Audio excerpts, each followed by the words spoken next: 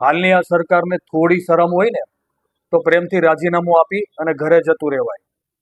નાગરિકોના હિતો અને સુરક્ષાની વાત કરે છે આ સરકાર, પણ તમે જુઓ આ ભૂલકાઓ 2 દિવસ પહેલા સુરતના સણિયા અહેમદ ગામમાં વિરોધ માટે રોડ ઉપર આવવું પડ્યું. જે ઉંમર એની ભણવાની છે ત્યારે એને પોતાના ભવિષ્યને બચાવવા માટે, પોતાના પરિવારને બચાવવા માટે આ રીતે વિરોધ કરવા માટે રોડ ઉપર આવવું પડે છે.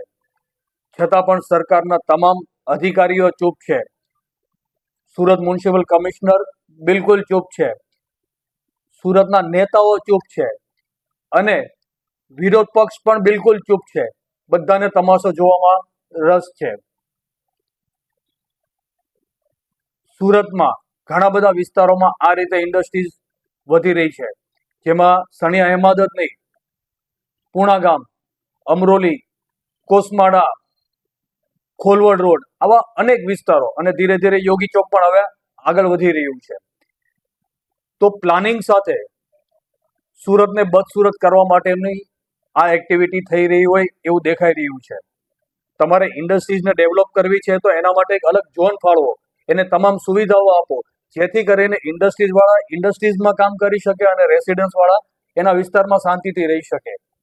આ રીતે કરીને તમે શું સાબિત કરવા માંગો છો?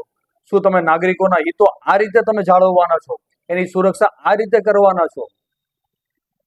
કોઈ તો આગળ આવો.